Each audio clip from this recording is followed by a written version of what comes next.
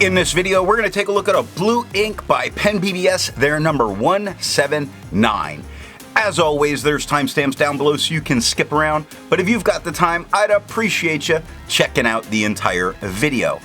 Also, if you're interested in blue inks, there's a link to the blue ink playlist down in the description.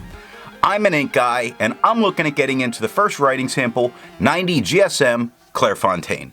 We have no bleeding, no ghosting. The 1.1 has no feather spread, halo sheen. It does offer some shading in that you see the S is much lighter than the B's in front of it. The extra fine is a little bit lighter than the stub with no feather spread, halo sheen, some decent shading, over going light to dark, brown going dark to light, 10 seconds to dry. Medium is the same tone as the extra fine with no feather spread, halo sheen, decent shading. Quick goes darker to lighter to darker. Brown goes dark to light. Over goes light to dark. 13 seconds to dry. Scrubby for both show good color variation, and we get that in the writing. To have a range of experience with this ink, all of the writing samples are done with a Jinhao 159 with a 1.1 stub, a Jinhao X450 with a medium, and a Jinhao X750 with an extra fine. Then, a Pilot Custom 823 with a broad nib was inked up, used for a day, and used to take the notes for this video. The next writing sample is done on 52 GSM Tomoe River.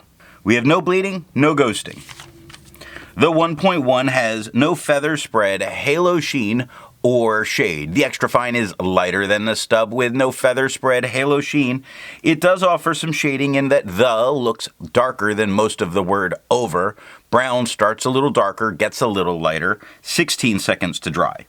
Medium is about the same tone as the extra fine with no feather spread, halo sheen, some spots of shading, the K in quick. Brown starts a little darker, works its way slightly lighter, 20 seconds to dry. The scrubby for both. Medium shows more color variation, extra fine shows none, but it actually showed itself a little bit better in the extra fine than it did in the medium. And the smear test, there's no way you could recover it if you smeared while you were writing. I agree with Vita. There's a lot to learn by doing multiple chromatographies. The one on the left is done the way it's supposed to be done. A line of ink is put down and then it's put in the water for 10 to 15 seconds. And we see that it really does push its way up, running from the water. There's a slight gray line that's left behind and a very, very light blue at the top. Now the one on the right is allowed to dry for 10 minutes before it's dunked into water. And there's really no difference between these two chromatographies. So with the exception of that slight line at the bottom, I'm not expecting any real resistance here. The next writing sample is done on 80 GSM Rhodia dot pad. No bleeding, no ghosting. The 1.1 has no feather spread, halo sheen. It does show some shading, where Serenity starts darker, works its way lighter, and gets a bit darker again at the TY at the end.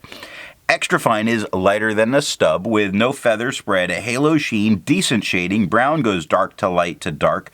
Quick goes dark to light to dark. Not too bad, and 12 seconds to dry. Medium is the same tone as the extra fine, with no feather spread, halo sheen, some shading. Quick goes darker to a little bit lighter and then gets dark again quickly and stays dark. Brown goes darker to lighter to dark. Fox goes light to dark, and 15 seconds to dry. Scrubby for both show good color variation, and we are getting it in the writing. And the smear test, you could recover it if you smeared while you were writing.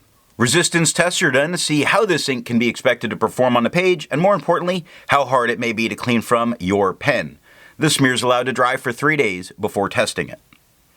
Looking at the highlighter, while I wouldn't use it because of the blowout that's starting on the lowercase h, I'm very impressed with how this ink actually did hold together there.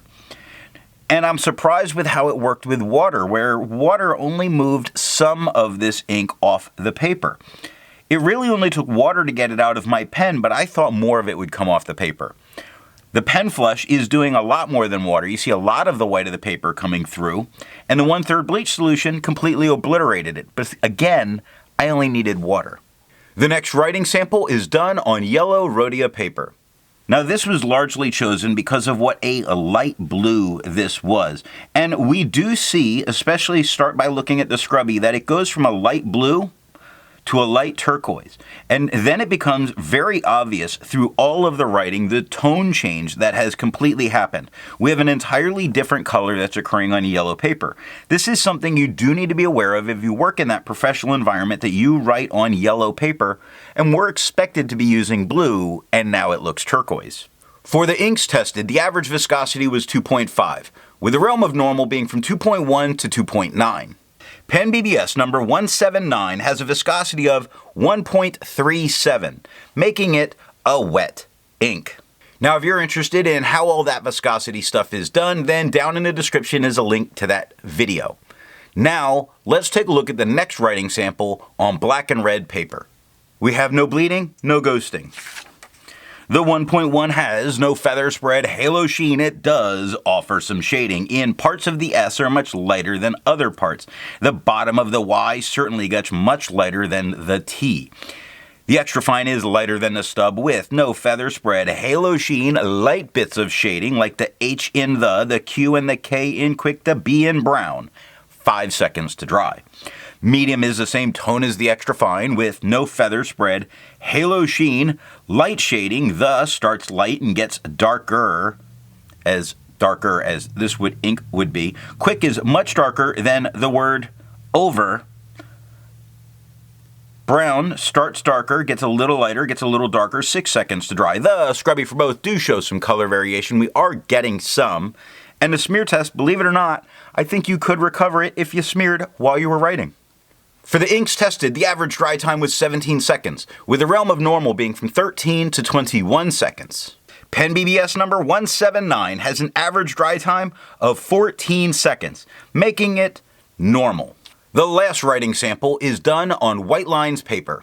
We have no bleeding, but we do have some minor ghosting in a couple spots, nothing that would stop you from using the back of this page. The 1.1 has no feather spread, halo sheen, no shade. The extra fine is lighter than the stub with no feather spread, halo sheen. Some moments of shading like the BR in brown, the X in fox, the Q and the K in quick. 4 seconds to dry. Medium is darker than the extra fine, not as dark as the stub, with no feather spread, halo sheen, almost no shading, but if you look at the word lazy, it's certainly lighter than the word quick. 5 seconds to dry. The scrubby for both do show some color variation, and it does exist up there, though not very stand out. In the smear test, you could recover it if you smeared while you were writing. Instead of finding inks that look like PensBBS number 179, I'd prefer to find an ink that complements its color on the page.